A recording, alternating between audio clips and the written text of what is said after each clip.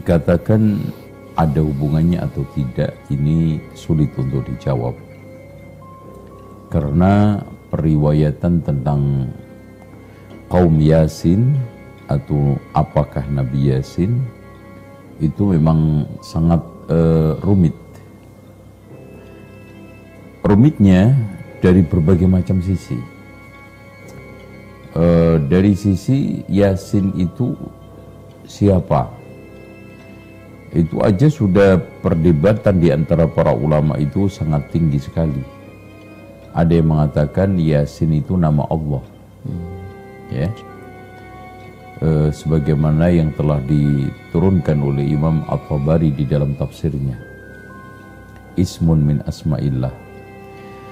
Ada yang mengatakan Yasin itu nama Nabi Muhammad SAW, di antaranya Yasin, Toha, dan yang lainnya. Meskipun Syekh Abdul Aziz Ibn Bas menyangkal bahwa Yasin sama Toha itu bukan nama Nabi Muhammad berdasarkan riwayat yang sahihah. Ya, kalau nama Nabi Muhammad, Ahmad, itu jelas Rasulullah juga mengatakan Anal Mahi, Anal Hashir, ya, jelas. Tapi Ana Toha, Ana Yasin itu nggak ada. Yang lebih membuat ruwet lagi adanya riwayat dari Abdullah ibnu Abbas sama Abdullah ibnu Mas'ud. Yasin itu sebetulnya bukan satu ejaan seperti alif lam mim, tetapi aslinya adalah ya insan. Gitu.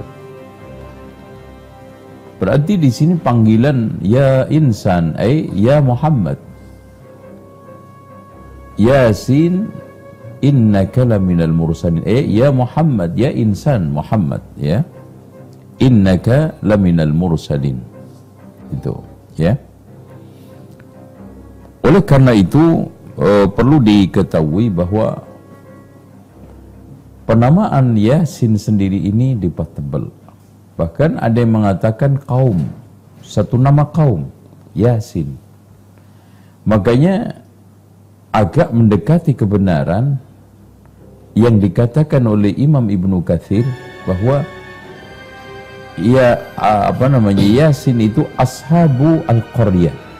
Wadrib lahum mathalan ashabal qaryah idh ja'ahal mursalun. Nah itu. Dengan demikian Ashabul Qaryah, Ashabu Yasin. Nah gitu. Ahlu Yasin. Ada suatu daerah yang namanya Yasin, kan gitu. Tapi ada yang mengatakan itu nama lain dari Ilyas, Ilyasa. Nah, berarti nanti ada kaitannya dengan Ilyas, ya, atau Ilyasa. Ada yang mengatakan lagi bahwa Ilyasa itu keluarganya Nabi Muhammad, Alu Yasin, yaitu Ilyasa, yaitu Alu Muhammad SAW. Dengan demikian, di sini rumit sekali untuk mendudukkan apakah Yasin itu Nabi. Kalau Nabi siapakah? Apakah Nabi Muhammad ataukah Nabi sendiri? Kaumnya ini kaum yang memiliki nama Ras, ya. Kadzabat qablahum qaumu Nuhin wa ashabur Rassi wa Thamud wa Adun wa Fir'aunu wa ikhwanu Lut wa ashabul Aikati wa qaumu Tubba kullun kadzabar rusula fa haqqa wa'id. Nah, kan gitu. Nah, apakah ashabur Rass ini memiliki nabi yang namanya Yasin? Ini juga. Rass itu sendiri ada debatable. Kalau menurut Ibnu Abbas, Rass itu sumur. Tapi kalau namanya sumur itu sepakat, sumur letaknya di mana? Kalau Ibnu Abbas mengatakan bahwa sumur letaknya di Azerbaijan. Nah, kalau Ikrimah mengatakan Ros itu nama sumur yang ada di daerah Falij. Yang kata Qatadah, Falij itu daerah salah satu desa yang ada di Yamamah. Yamamah berarti sekarang adalah Riyadh. Nah ini sekedar ingin mencoba untuk mendudukkan setengah menelusuri siapa Yasin itu kalau nabi, apakah nabi ini, nabi ini, nabi ini. Sampai Imam Ibnu Katsir dan juga para ahli tafsir ketika menafsiri ini, saya tidak menemukan ketegasan dari mereka. Yasin itu sebetulnya nabi atau tidak. Tuh. Bahkan Ibnu Katsir hanya mengatakan ashabul qaryah, ashabu Yasin. Itu aja, ya. Wallahu a'lam bishawab. Ashabul qaryah gitu Ustaz. Iya, Nah, yang dimaksud ashabul qaryah ini kan nama tempat tentunya, daerah ya, Korea itu saja. Iya. Nah, itu kurang lebih merujuk kepada daerah mana Ustaz kalau saat ini gitu, ashabul qaryah ini. Dan apa yang melatar belakangi turunnya ayat ini sehingga ditulis Allah menurunkan satu wahyu tentang ashabul qaryah ini untuk memberikan pelajaran apa kepada kita. Baik, ashabul qaryah itu wadrib lahum mathalan ashabul qaryah, ada yang mengatakan Antokia. Antokia ini salah satu daerah di Romawi yang di sini juga daerah sangat kental Kristen. Bahkan di dalam satu riwayat dinyatakan bahwa Antokia ini adalah daerah atau negeri pertama kali yang menerima dakwahnya Nabi Isa. Kemudian setelah itu adalah Quds. Setelah Kudus Al-Quds ya, disusul Iskandaria. Setelah Iskandaria disusul lagi Rumia. Setelah itu Konstantinopel. Konstantinopel itu terakhir, dan Raja Konstantin cerita masuk Islamnya itu disebutkan di dalam kitab Murujud Dhahab oleh Al-Mas'udi, cukup mistis, di mana Konstantin itu awalnya bermimpi perang, di mana memang di dalam alam nyatanya dia itu perang selalu kalah. Di dalam mimpi itu mendapatkan satu semacam bisikan, disuruh untuk membuat tombak, yang tombak itu diberikan cakar-cakar berupa bentuknya salib yang terbuat dari emas, perak, tembaga dan yang lainnya. Ternyata di dalam peperangan di mimpi itu menang. Nah, setelah dia bangun, dia mencoba untuk menyuruh para penggawanya untuk membuat itu dan menang, ternyata perang. Nah, setelah itulah dia memeluk agama Nasrani dan menuhankan salib. Gitu ya. Baik.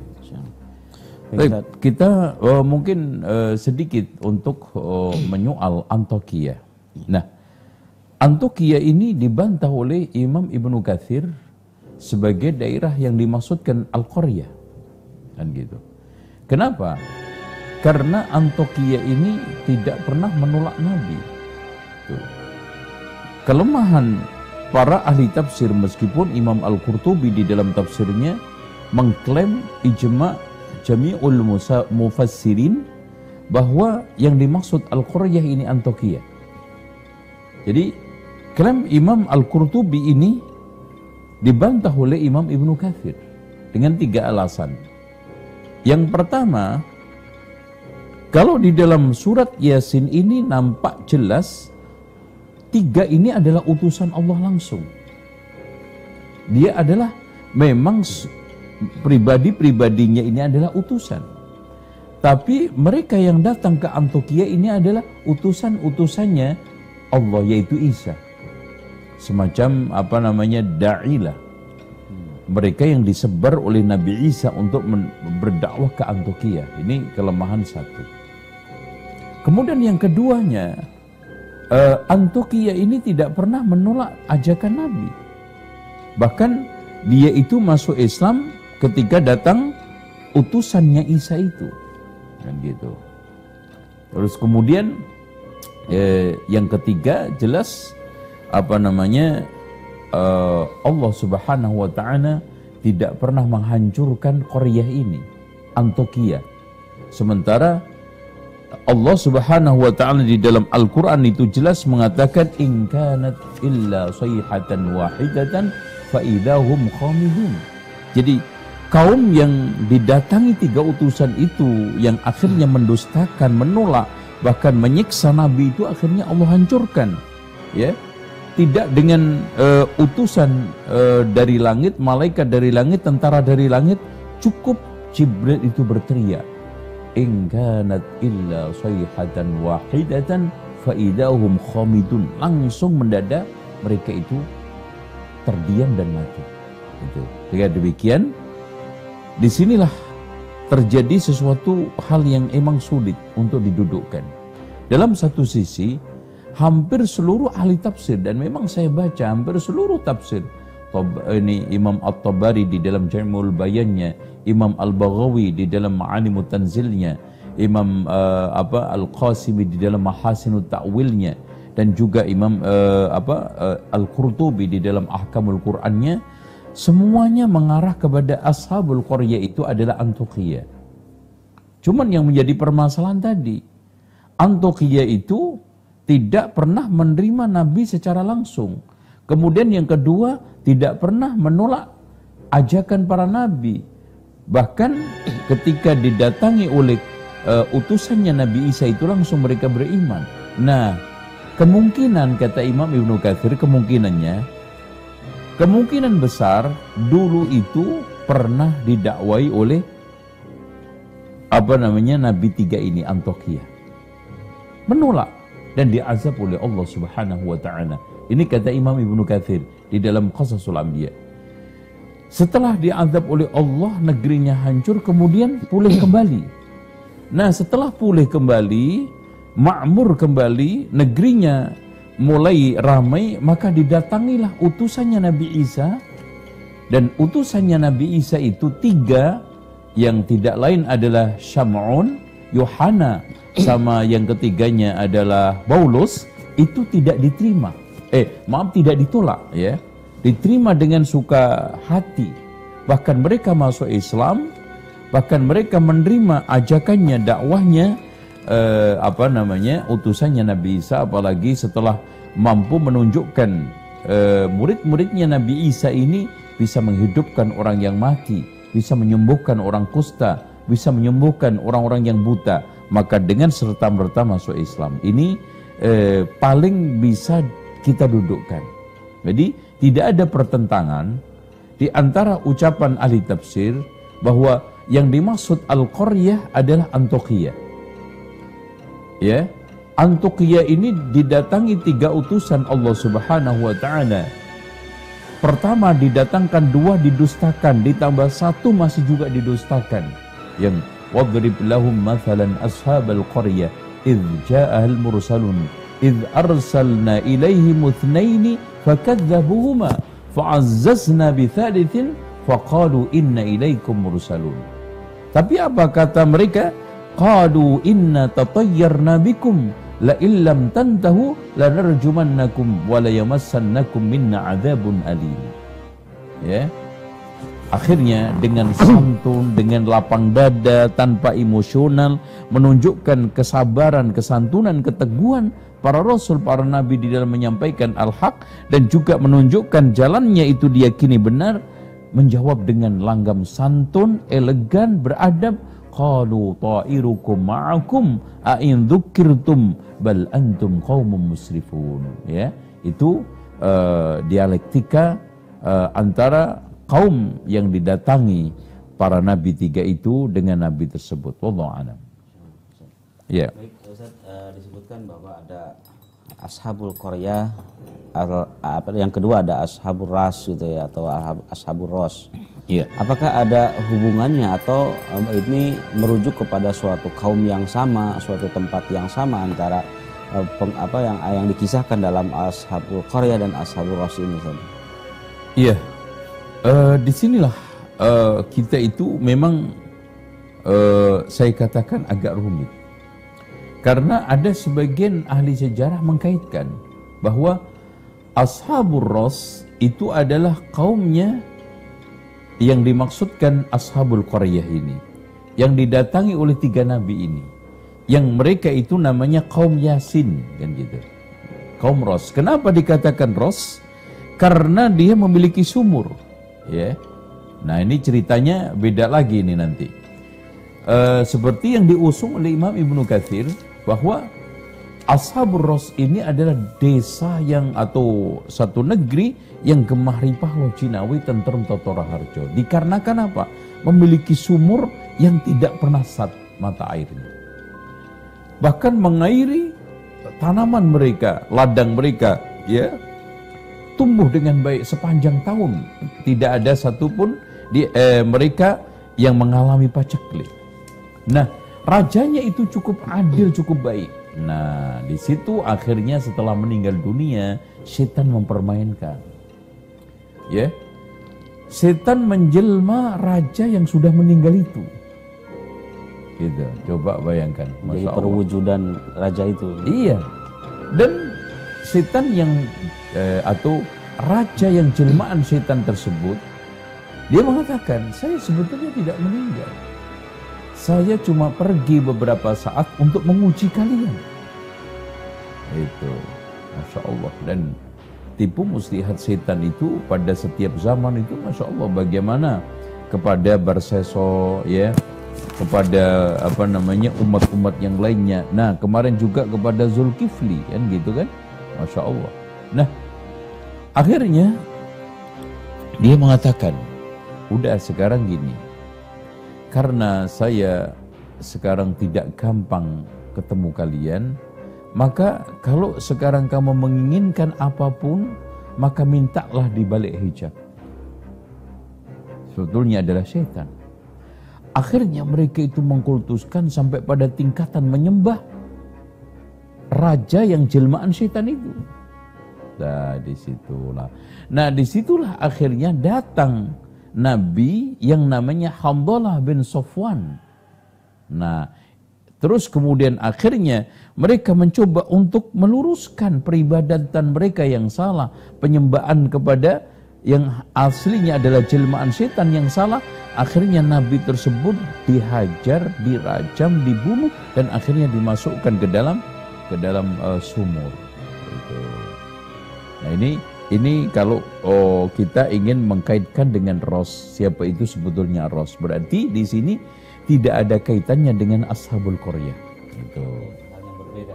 Dan yang dimasukkan ke dalam sumur itu bukan Nabi Yasin itu sendiri. Bukan ya? Nabi Yasin. Bukan, Masya Allah, Ustaz. Nah, kembali lagi Ustaz ke Nabi Yasin, untuk menegaskan apakah Nabi Yasin ini memang tadi kan agak susah untuk mendudukan siapa beliau, di mana beliau gitu ya. Iya.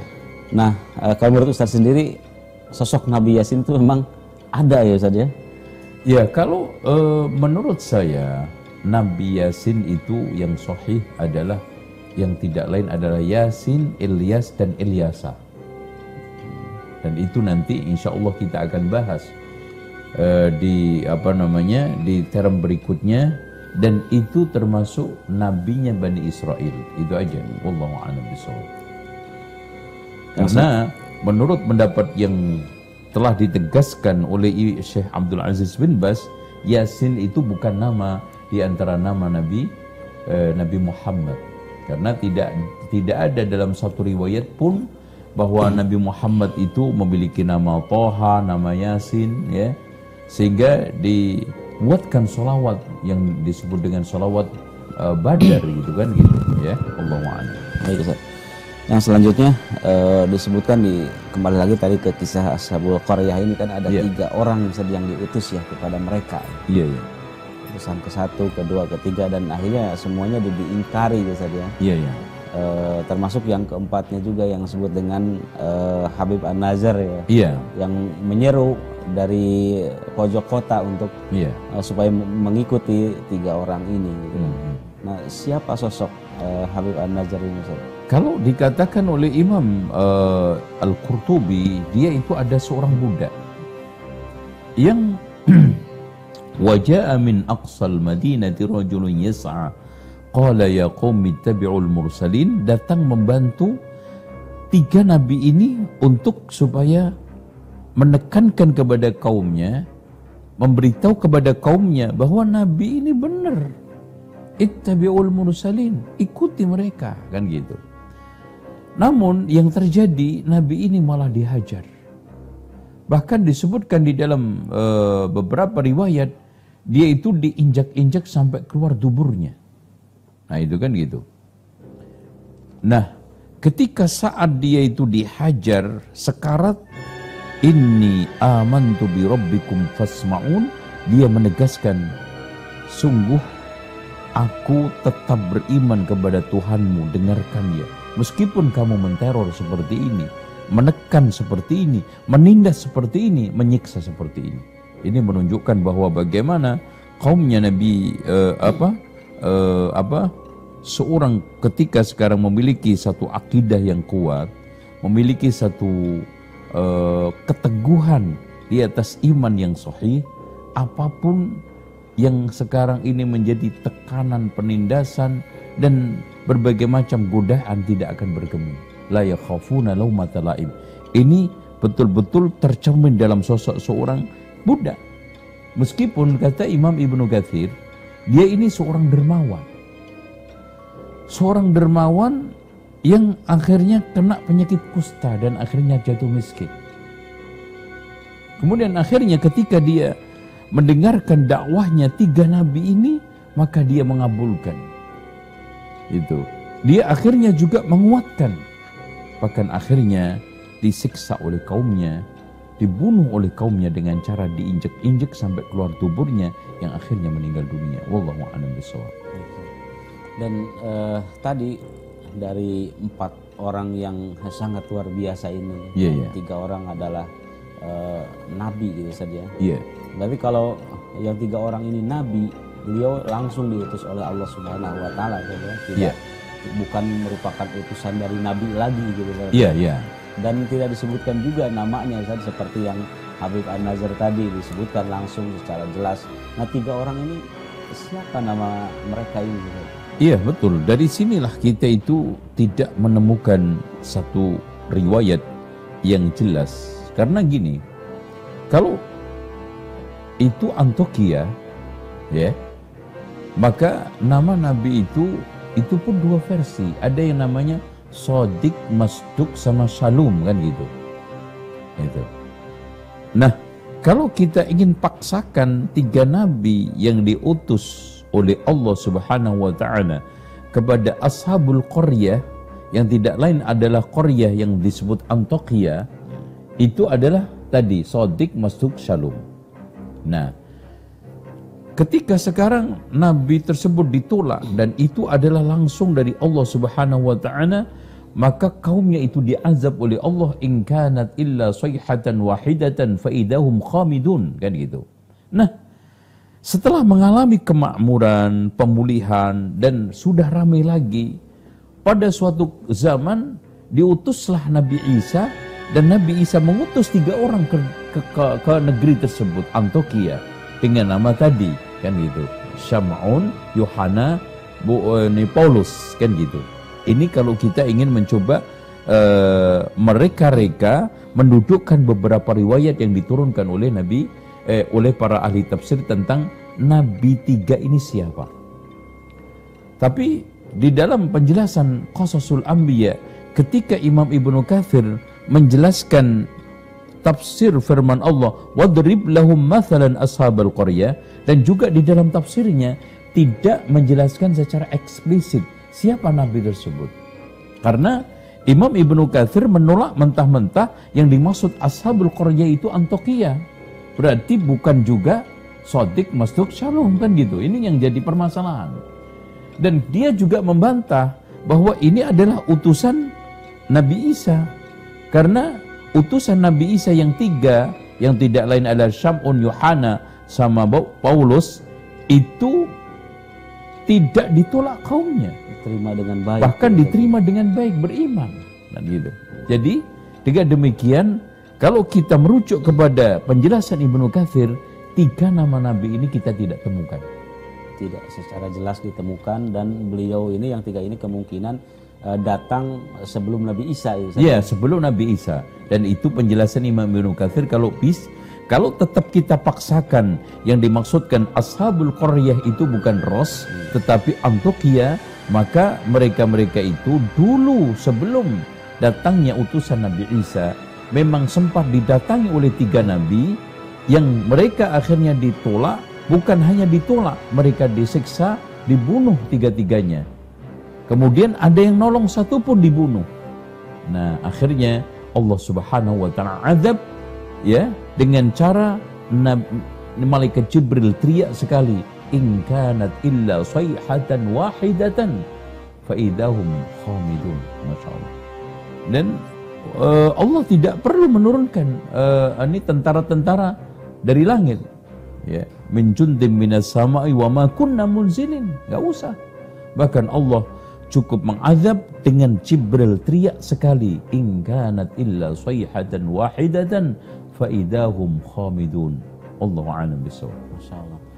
Yang berarti Ustaz tadi di dalam penjelasan tadi tentang Ashabul Qaryah.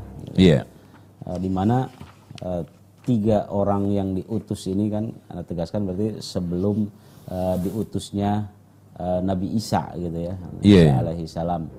Nah, kembali lagi Ustaz, tadi kepada Ashabul Qaryah yang diceritakan dalam surat Yasin. Nah, ini merujuk kepada kebiasaan masyarakat Ustaz. Ternyata Anda juga baru paham dan baru tahu di dalam surat Yasin ini diceritakan tentang suatu kisah yang sangat luar biasa. Namun pada kenyataannya pada masyarakat saat ini surat Yasin ini dijadikan surat untuk yasinan lah maksudnya. Iya. Kenduri baca surat Yasin, ingin hajatnya dikabulkan baca surat Yasin, ada orang meninggal juga baca surat Yasin. Iya. Nah, apakah ini apa hubungannya gitu kebiasaan masyarakat ini dengan ternyata ada suatu hal yang berbeda gitu dengan kandungan di dalamnya gitu Ustaz. Baik. Ini merupakan satu adat istiadat yang cok kali cok. Kalau saya bisa katakan dengan kasar atau dengan bahasa yang agak sedikit vulgar gitu ya. Tapi kalau bahasa santunnya, ini adalah salah penerapan. Contoh, sama dengan surat Yusuf dikait-kaitkan dengan kehamilan. Itu kan gitu. Kan nggak nyambung. Ya, Nabi Yusuf tidak pernah hamil kan gitu, kan ada. Dan Nabi Yusuf juga tidak pernah memiliki keterkaitan dengan soal soal kaitannya dengan prenatal. Ya, surat Yusuf dan Nabi Yusuf ketika itu murni menceritakan ya rona-rona kehidupan yang bertabur kesabaran. Dari sabarnya Nabi Yakub, kemudian dilanjutkan Nabi Yusuf. Kemudian bagaimana di sini ujian berat diterima oleh Nabi Yusuf dalam soal masalah pribadinya, keluarganya, tatanan politiknya, coba bayangkan, dan juga hubungan sosialnya, ya. Jadi nggak ada dikait-kaitkan juga Yasin dengan kematian. Ini sama statusnya. Yusuf dikaitkan dengan kelahiran. Mungkin ingin gantengnya Ustaz kalau Nabi Yusuf barangkali. Ya, itu kan makanya yang saya katakan bahasa agak sedikit vulgar adalah cok gali cok digali-gali cocok. Sehingga di sini seakan ada surat untuk kelahiran, ada surat untuk sunatan, ada surat untuk pernikahan, ada surat lagi untuk kehamilan, ada surat lagi untuk ulang tahun pernikahan, ada surat lagi nanti untuk kematian. Nah, ini kan pengaitan dengan budaya Jawa. Itu. Kita tidak ingkari bahwa ada islamisasi di Jawa ini atau akulturasi di Jawa ini. Tetapi sampai detik ini saya belum menemukan riwayat bahwa di antara para wali itu melakukan yasinan untuk acara-acara tersebut. Nah, yang kedua, ayat ini kan ayat spektakuler untuk panduan kehidupan, bukan kematian. Bahkan secara umum Al-Quran itu dzalikal kitabu la raiba fihi hudan lil muttaqin kan gitu. Anehnya yang ketiga, di dalam surat Yasin itu sendiri ayat-ayat terakhir Allah mengatakan apa? Liyunzira man kana hayyan wa yahiqqal qawlu 'alal kafirin. Coba bayangkan. Agar dengan Al-Qur'an ini Nabi Muhammad memberikan peringatan kepada orang yang hatinya hidup. Dan kehidupan hati itu karena adanya suatu manusia yang hidup di muka bumi ini. Awa man kana maitan fa ahyaynahu wa ja'alnahu. Itu adalah di dalam kehidupan dunia ini. Oleh karena itu, saya itu nggak menemukan nalar nyambungnya. Kenapa surat Yasin itu dihubung-hubungkan dengan kematian? Kalau kita kaitkan dengan hadis-hadis yang dhaif dan palsu itu pun nggak nyambung. Yasin qalbul Quran, umpamanya. Atau iqra'u ala mautakum Yasin ini. Mungkin yang agak mendekati pembenaran, bukan kebenaran ya. Saya katakan pembenaran adalah sabda Rasulullah yang bunyinya iqra'u ala mautakum Yasin. Kalau seandainya kita terima hadis ini sebagai hadis yang benar, iqra'u ala mautakum ini bukan orang yang sudah mati, tetapi orang yang mau mati. Seperti laqinu mautakum bila ilaha illallah. Talqinlah orang-orang yang menjelang mati dengan la ilaha illallah. Kita tuntun. Kenapa dikatakan orang yang menjelang mati itu dikatakan mati? Karena ini bahasa kayak di Jawa itu kiroto boso, seperti masak nasi padahal masih beras. Lagi ngapain mbak? Ini lagi masak wedang, lagi masak kopi padahal belum jadi kopi. Karena yang dimasak itu akan pasti menjadi kopi itu lebih tinggi, akan menjadi nasi itu lebih tinggi. Makanya disebut lakinu mautakum. Orang-orang yang ada kepastian secara tanda-tandanya mau mati, bacakanlah Yasin. Itu kalau seandainya kita bisa memberikan pembenaran. Ya, Allahu a'lam bishawab. Mudah-mudahan jadi tambahan ilmu insyaallah ini. Bagi kita semua yang memang sudah kadung mengakar di dalam budaya masyarakat kita ya. Ternyata ya tadi kalau ditinjau aja dari segi aspek tafsir ya tidak ada korelasinya. Tidak ada korelasinya. Upacara tadi. Yang kadang gini mas, yang kadang menjadi aneh itu ada orang yang yasinan 20 tahun nggak paham surat Yasin itu isinya apa. Itu ngeri itu kan. Ada yang karena apa? Yasinan hanya dijadikan aktivitas kompleks yang turun-temurun dari rumah ke rumah untuk acara arisan. Itu kan gitu. Acara arisan, kumpul-kumpul, makan makanan kecil, kalau ada selingan rujak buah, kemudian setelah itu Yasin wal Qur'anil sampai selesai, udah ditutup, arisan didapat fulan. Insya Allah bulan depan kita akan adakan yasinan di rumah. Itu saja. Mereka tidak pernah mengkaji Yasin itu apakah sama dengan alif lam mim. Itu aja nggak ngerti, ya. Bahkan mereka lebih banyak ikut-ikutan juga. Oh, Yasin itu namanya Nabi Muhammad sama dengan Toha. Padahal kalau kita coba deteksi dengan baik, nggak ada kaitannya. Karena apa? Nggak ada satu riwayat pun yang sahih nama di antara nama Nabi Muhammad itu Yasin atau Toha. Kalau ya insan, loh kan? Ternyata ya insan. Tapi katanya Imam Ar-Raghib Al-Asfahani, Yasin ini sama dengan huruf-huruf muqatta'ah yang putus-putus di dalam Al-Quran seperti alif lam mim, alif lam ra, Yasin. Itu ya. Wallahu a'lam bishawab. Intinya kalau membaca Yasin insya Allah dapat pahala. Cuman ya tadi dengan disandarkan kepada tujuan-tujuan tertentu saja mungkin yang memang perlu dikritisi ya. Termasuk kalau pernah dengar ya, kalau ada barang hilang baca surat Yasin, diyasinkan, kecewa sama orang, ya saya yasinkan gitu kan gitu ya. Ya, inilah yang harus kita bedakan antara Yasin dengan Yasinan.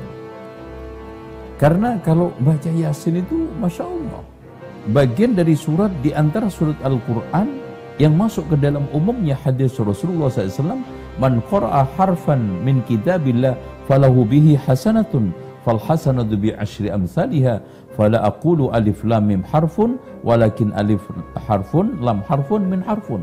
Saya tidak mengatakan barang siapa yang baca satu huruf dari kitabullah akan mendapatkan satu kebaikan, setahu kebaikan dilipatkan 10 kali. Saya tidak mengatakan alif lam mim itu satu huruf, tapi alif satu huruf, lam satu huruf, mim satu huruf termasuk Yasin. Tidak mengatakan Yasin itu satu huruf, tapi ya satu huruf, sin satu huruf.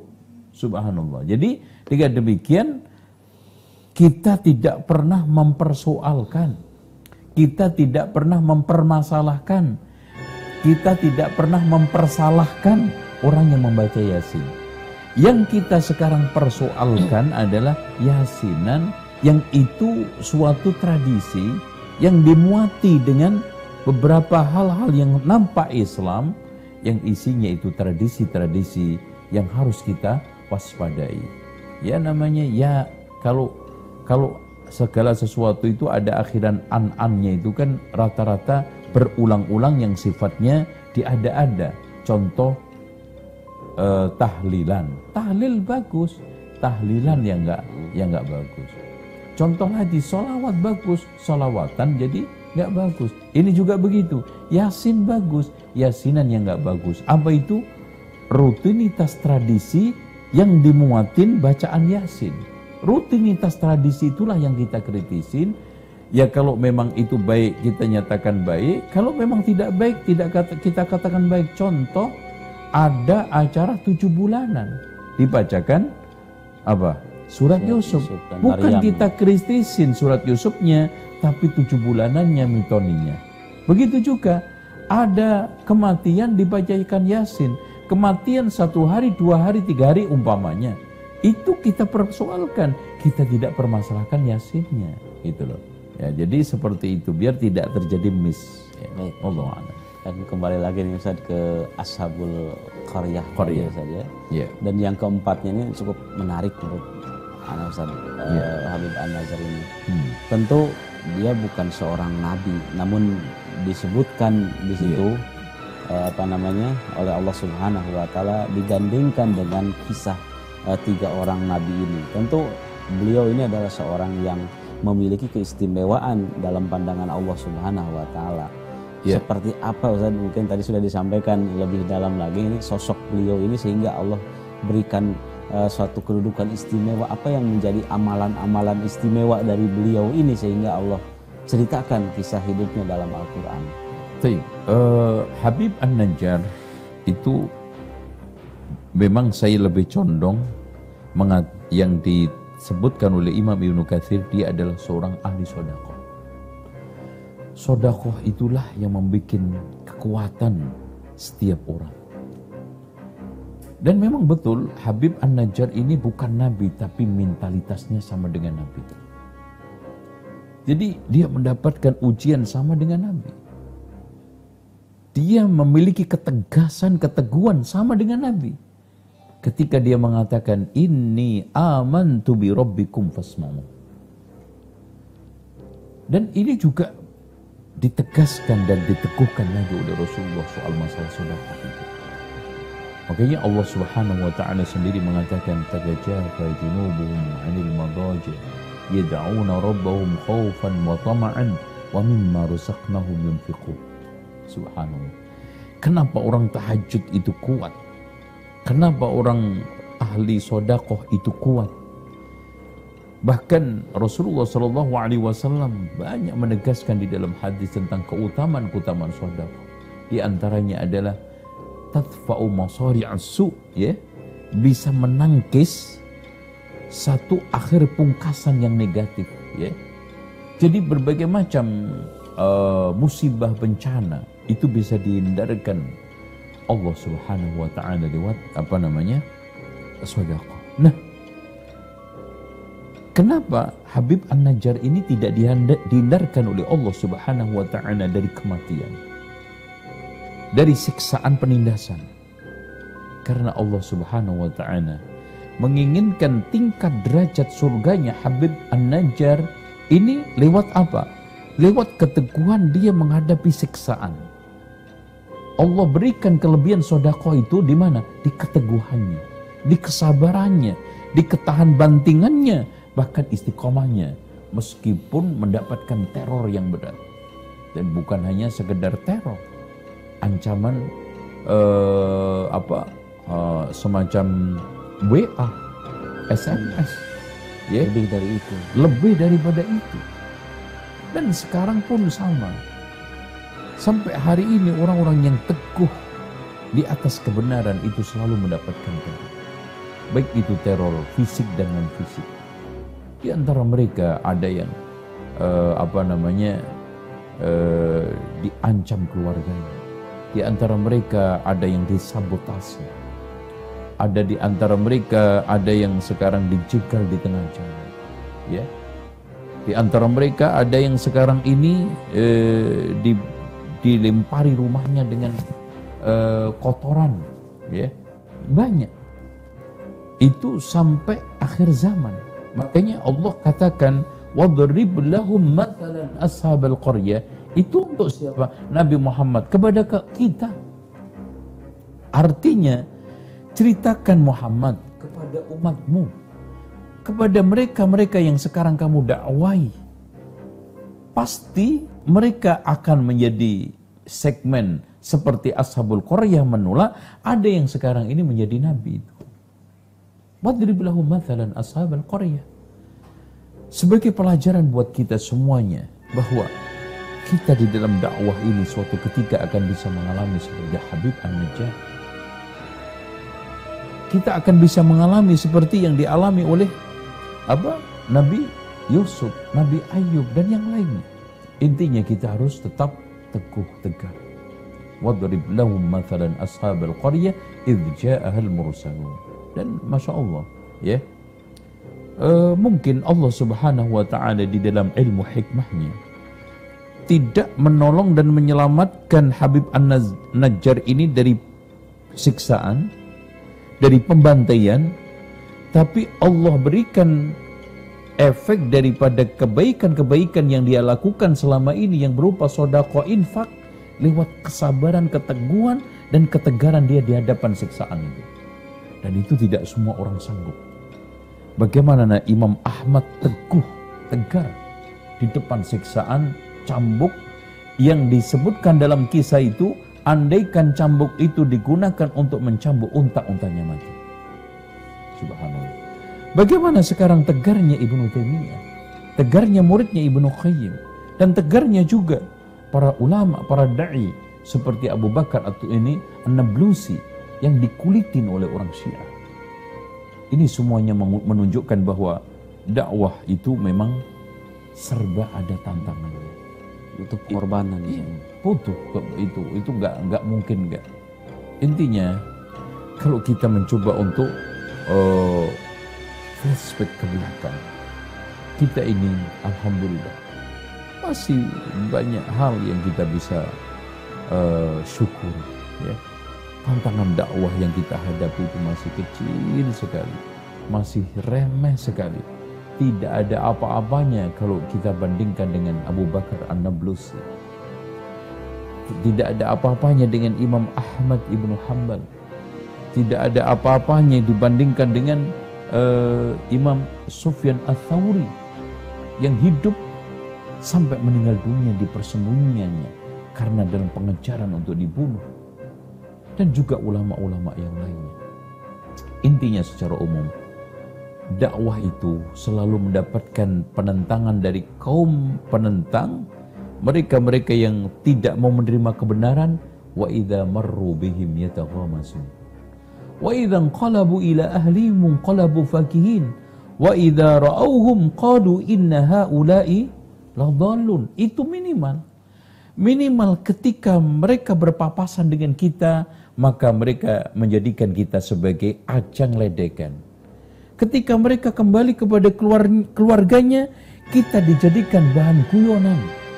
Ketika mereka melihat kita, mereka dengan mudah menyematkan satu gelar, mereka itu kan orang-orang sesat. Sama. Bagaimana mereka-mereka ini dituduh sesat, dituduh berdusta, membawa kebohongan, berita dan yang lainnya. Itu resiko. Intinya kita harus memegang satu kunci bahwa Innal jannata huffat bil makari. Surga itu ditaburin dengan sesuatu hal-hal yang tidak menyenangkan. Wa innan nara huffat bis syahwat. Kemudian neraka itu dikelilingi sesuatu yang sifatnya syahwat. Dengan demikian, tidak benar dakwah Islam itu harus happy. Happy gimana? Jadi ada orang yang membayangkan bahwa dakwah ini tanpa tantangan, kemana-mana bisa diterima, betah berbunga pujian, happy gimananya? Sementara Rasulullah ketika ditanya, ya Rasulullah, siapa orang yang paling berat ujiannya? Al-Anbiya. Coba bayangkan, bukan sekarang ini tukang sayur, tukang sampah, dan yang lainnya. Al-Anbiya thummal amsal fal amsal. Orang yang paling berat ujiannya adalah para nabi, kemudian sepadan dengan nabi. Summa yubtala rajulu ala qadri dini. Kemudian orang itu diuji sesuai dengan kadar agama. Wallahu a'lam bishawab. Jadi intinya tiga orang yang didakwah atau yang berdakwah kepada Ashabul Qaryah dan satu orang disebut Habib An-Nazir ini adalah pribadi-pribadi yang diutus oleh Allah Subhanahu wa taala dan pada zamannya mungkin dituduh sebagai orang yang membuat keresahan ya Ustaz, iya, keonaran gitu kan ya, intinya pasti itu. Apa yang diceritakan di ayat tersebut intinya kan Al-Qur'an berlaku sepanjang zaman, bisa juga terjadi pada zaman modern ini, begitu saja. Intinya Allah menghadirkan kalimat apa di situ? Amr. Dan al-amr itu kalimat tadullu 'alal istiqbal. Ya. Talabus syai', ya, meminta sesuatu untuk mustaqbal. Wadrib lahum mathalan ashabal qaryah. Jadi sesuatu yang terus terjadi, sesuatu yang dinamis, sesuatu yang akan terus terbarukan. Oleh karena itu kalau kita bisa simpulkan, sebetulnya lakon yang dihadirkan oleh Allah, kisah yang Allah hadirkan di dalam Al-Quran, orang-orangnya itu bisa berbeda, tapi modus operandinya, terus kemudian sifat-sifat dan karakter lakon itu akan terus berulang pada setiap zaman, waktu dan keadaan serta kesempatan. Artinya begini, mungkin sekarang tidak ada seorang raja namanya Fir'aun, tetapi ada raja yang mensosokkan dirinya seperti Fir'aun. Karakternya. Mengkarakterkan dirinya seperti Fir'aun. Memang tidak ada sekarang raja namanya Namrud. Tetapi ada saja sepanjang zaman ini raja yang menyosokkan dirinya, mengkarakterkan dirinya itu seperti Namrud. Memang gak ada sekarang Abu Jahal, Abu Lahab. Tapi ada saja orang-orang yang sekarang ini meniru karakternya Abu Jahal, Abu Lahab. Ya kan gitu. Memang kita sekarang tidak temukan Antokia dan Ashabul Qaryah itu. Tetapi ada saja negeri yang ketika kedatangan seorang da'i, entah itu 2, 3, 4, 5, 6, mereka tolak seperti penolakan Antokia kepada 3 nabi tersebut. Kalau memang itu Ashabul Qaryah adalah Antokia. Seperti yang dilakukan Ashabul Ras. Di antara mereka ada yang dimasukkan ke dalam sumur. Di antara mereka ada yang dibantai, ada yang diinjek-injek, ada yang diusir dari desanya. Minimal mereka dituduh membuat keresahan. Kemudian akhirnya dicibirkan, dilecehkan, dijadikan bahan guyonan, didustakan. Bahkan mereka yang paling galak dan paling garang menuduh kita itu sesat. Itu kan anak. Itu memutar balik fakta. Iya, kita harus pahami bahwa sejarah itu berputar. Ya. Zaman itu akan terus nudawiluha, ya, bainan nas. Dan kita tidak akan lupa hal itu. Makanya sejarah itu selalu berulang, nah, karakternya dan kemudian sifatnya, lakonnya, meskipun sosoknya itu berbeda-beda. Hanya pelakunya yang berbeda. Iya. Namun di satu sisi ketika di situ ada seorang Fir'aun, maka tentu di akhir zaman pun ada sosok yang karakternya seperti Nabi Musa alaihissalam. Dan begitu pun ketika ada kelompok atau masyarakat seperti masyarakat Ashabul Qaryah juga, tentu akan ada para penyeru kepada dakwah tauhid seperti 3 orang nabi dan 1 orang Habib An-Najjar ini, seperti itu ya. Jadi kebalikannya. Intinya pasti aja ada ya, kalau zaman sekarang itu Abdurrahmannya, zaman sekarang ada lagi Abu Bakar, Umar, Utsman, Ali, tapi juga ada Abu Jahal, Abu Lahabnya. Begitu juga ada Ashabul Qaryahnya, tapi juga ada Habib An-Najjarnya. Intinya itu akan berulang terus. Tilkal ayyamu nudawiluha bainan nas.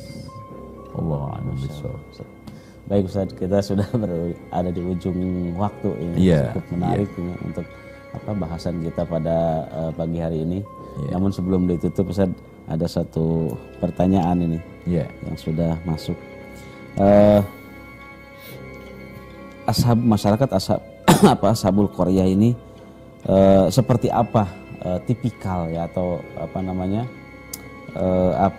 kulturnya saja, kulturnya gitu masyarakat Ashabul Qaryah ini, sehingga sangat sulit menerima kebenaran gitu saja. Ya tentu kita sebagai bahan pelajaran di zaman modern sekarang gitu ya. Iya. Taib. Kalau kita lihat, apalagi kita kaitkan dengan Ashabul Qaryah ini adalah Ashabul Rass ya, yang telah diangkat oleh Imam Ibnu Katsir, adalah mereka memang berada di dalam zona nyaman. Gitu ya. Zona nyaman ini nyaman di dalam masalah tradisinya, nyaman dengan situasi, nyaman dengan keadaan. Sehingga mereka yang cinta kemapanan dengan kenyamanan ini serta-merta untuk menerima kebenaran itu tidak mudah.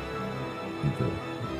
Apalagi disertai dengan satu kultur dan budaya yang sudah mapan. Dan pastinya ini kenapa?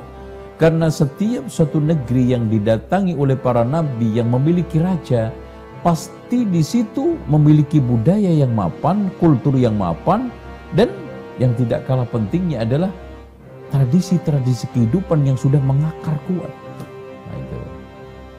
Dari situ sama.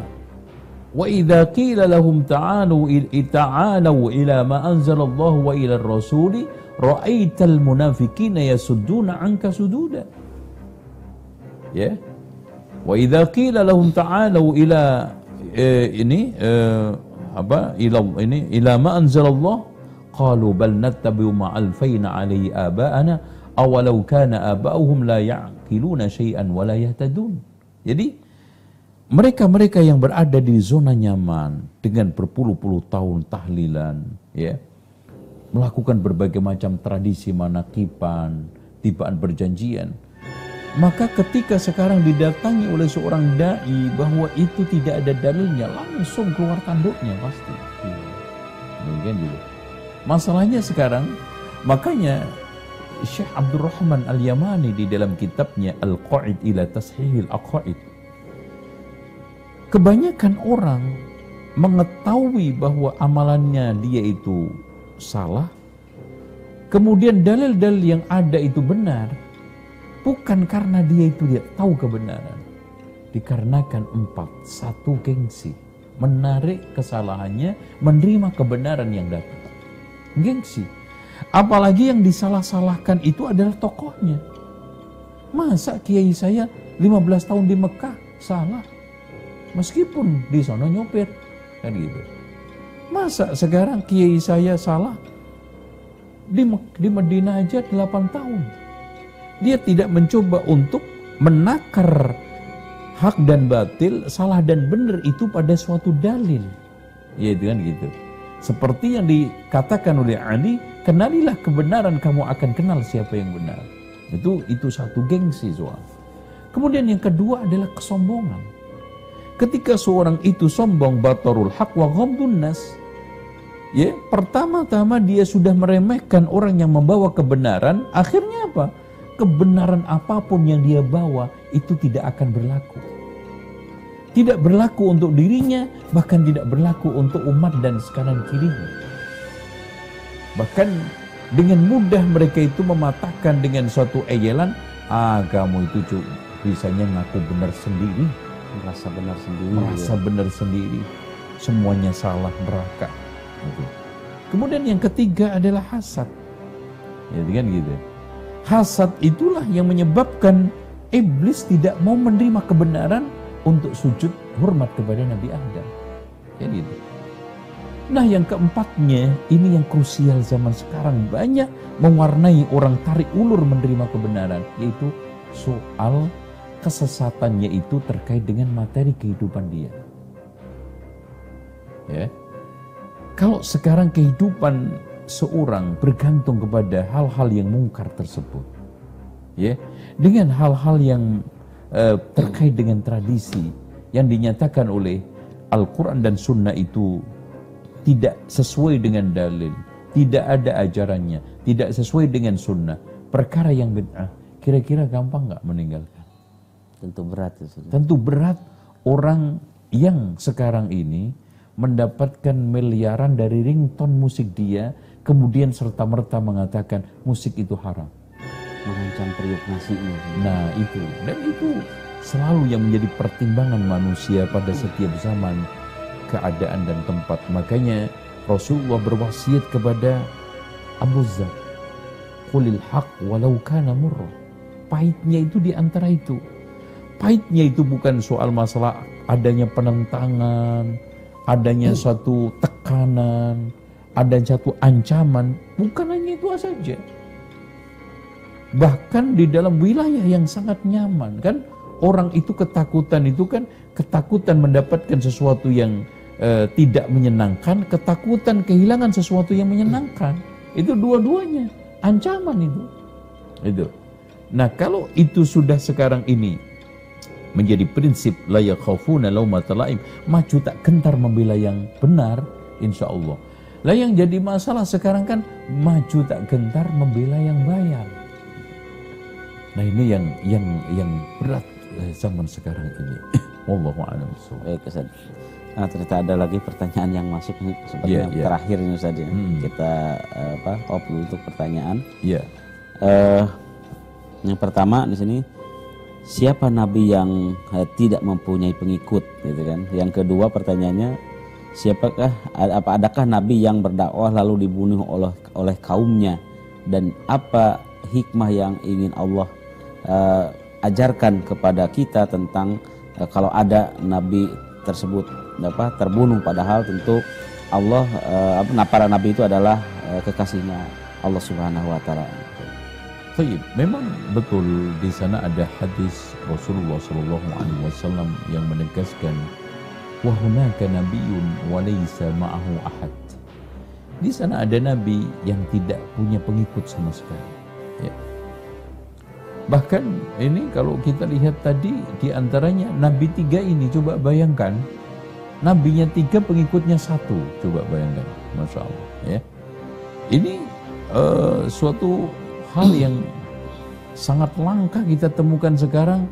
Ada ustadz 3 punya dai 1, ada ustadz 10 jamaah kajiannya cuma 3, kan gitu, nggak ada. Alhamdulillah sekarang dimanapun ada majelis. Makanya ya ikhwan, terutama teman-teman para dai, jangan meremehkan jumlah jamaah, jangan meremehkan peserta kajian.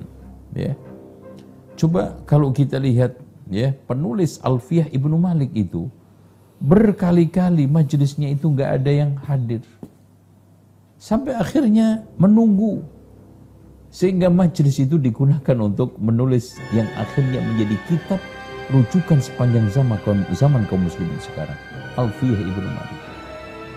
Dan juga masih banyak ulama-ulama yang lainnya besar, tetapi ketika dia bermajlis, subhanallah, yang hadir tidak sesuai dengan ekspektasi yang ada. Dia ini kan sosok dai internasional, dai nasional, harusnya membludak. Ternyata cuma 10, mungkin 5. Jangan antum meremehkan. Nabi Nuh alaihissalam Allah katakan apa? Wa ma amana ma'ahu illa qalil. tidaklah beriman kepada Nabi Nuh kecuali sedikit. Rasulullah katakan, wa hunaka nabiyyun wa ma'ahu rajulan. Ada nabi yang punya dua pengikut. Wa hunaka nabiyyun wa ma'ahu rajulun. Ada nabi yang punya satu pengikut, tapi akhirnya wa hunaka nabiyyun wa laysa ma'ahu ahadun. Enggak ada satu sama sekali. Ya, enggak ada. Ya. Di antaranya nabi ini tadi. Gitu kan? Itu enggak ada pengikutnya. Satu pun dibunuh, dah selesai. Disiksa pula gitu. Itu wajah, itu pun wajah min aqsal madinati rajulun yas'a qala ya qaumi ittabi'ul mursalin ittabi'u man la yas'alukum ajran wa hum muhtadun, dan seterusnya. Wallahu a'lam. Insyaallah.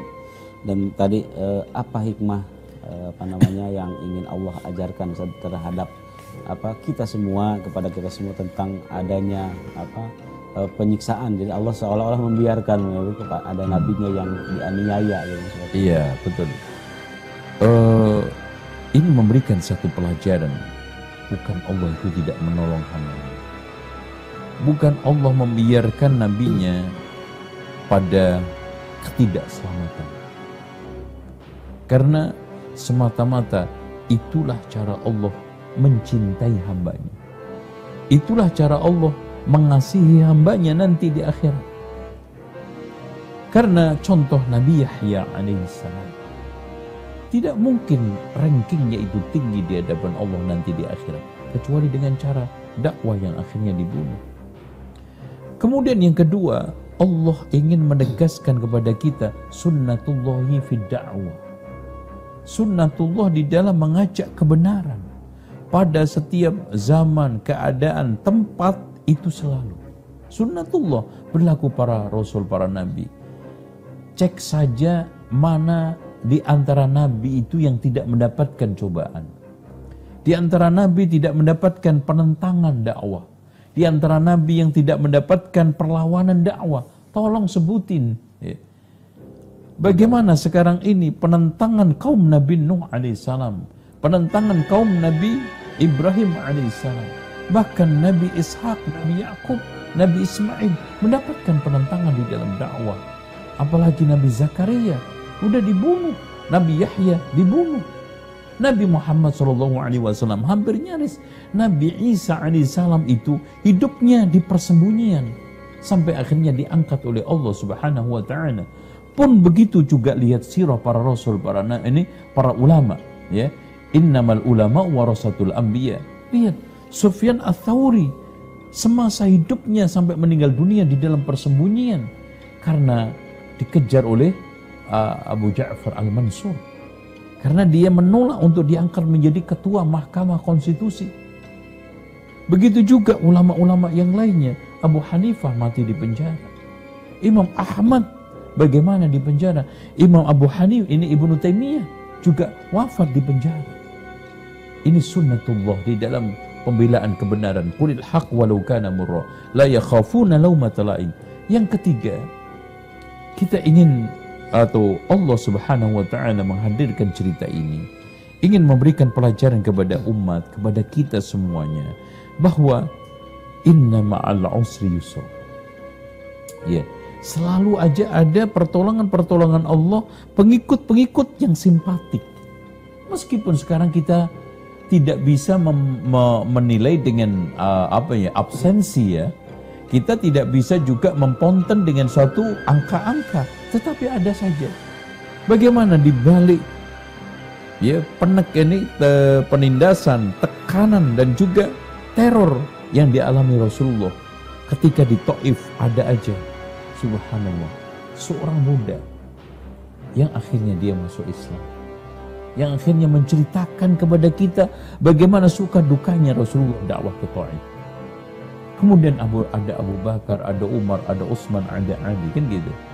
Begitu juga Nabi Isa alaihissalam, dahsyatnya tekanan, ya, teror, ada aja Allah menghadirkan Hawariyun, ya. Dan begitu juga Nabi Musa alaihissalam, ya. Dengan demikian kita juga harus inna ma'al usri yusra. Selalu saja kita di tengah berbagai macam ujian. Nah, ini kata Imam Ibnu Qayyim, insyaallah, di dalam kitabnya Al-Fawaid, Allah Subhanahu wa taala selalu menghadirkan manusia itu dua hal. Ya. Yang pertama, kesabaran ketika saat datang perintah. Kasih sayang ketika datang ujian. Karena perintah itu selalu bergandengan dengan ujian. Makanya makin besar, makin tinggi kesemangatan, keseriusan, kesungguhan seorang di dalam menunaikan perintah Allah, maka makin besar juga ujian yang dia dapat. Tapi pula makin besar pertolongan dan kasih sayang Allah Subhanahu wa taala.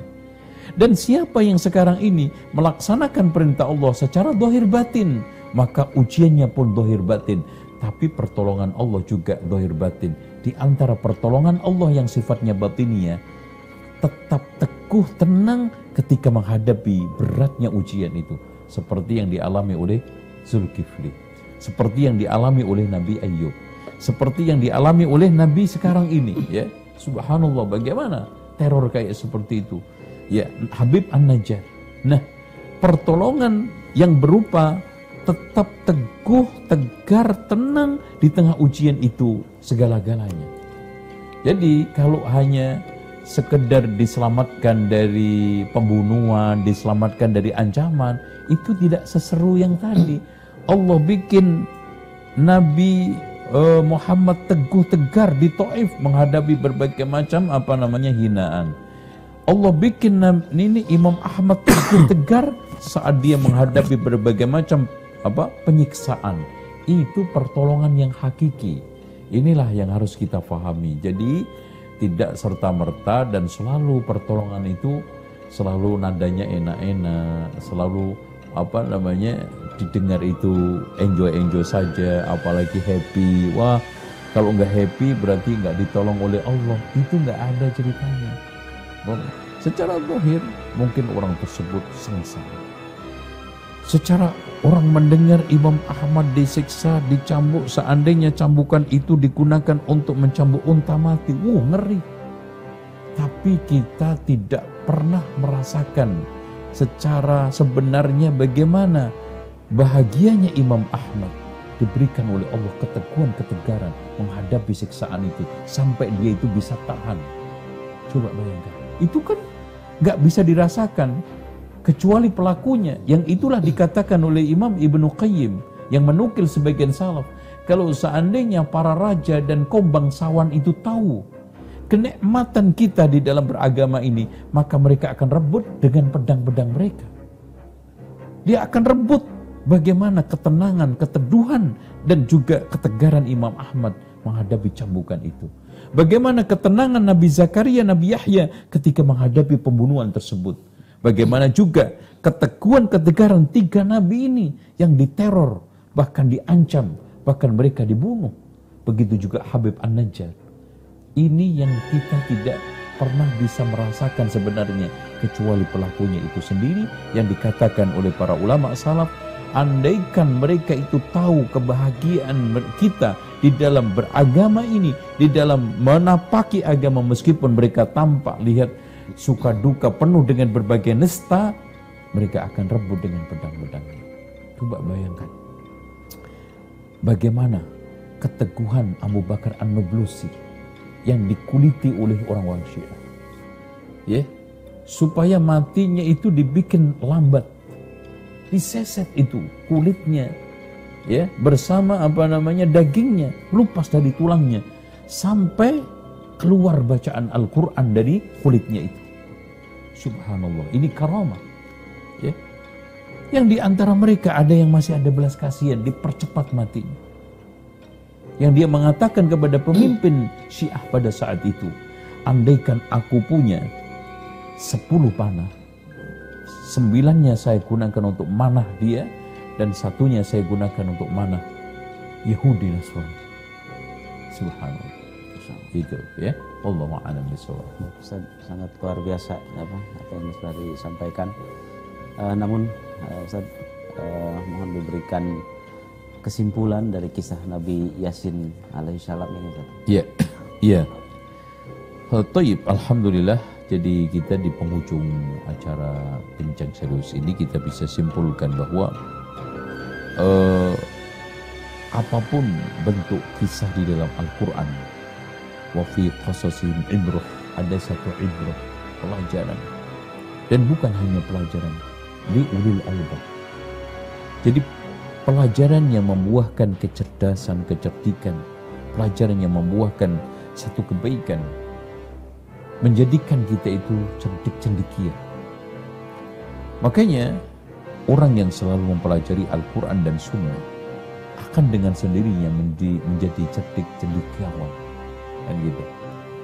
Kemudian yang selanjutnya yang bisa kita ambil pelajaran, bahwa kisah para rasul, para nabi ini, meskipun sosoknya tiada, maka karakter daripada karakteristik kisah itu akan selalu berulang pada setiap zaman.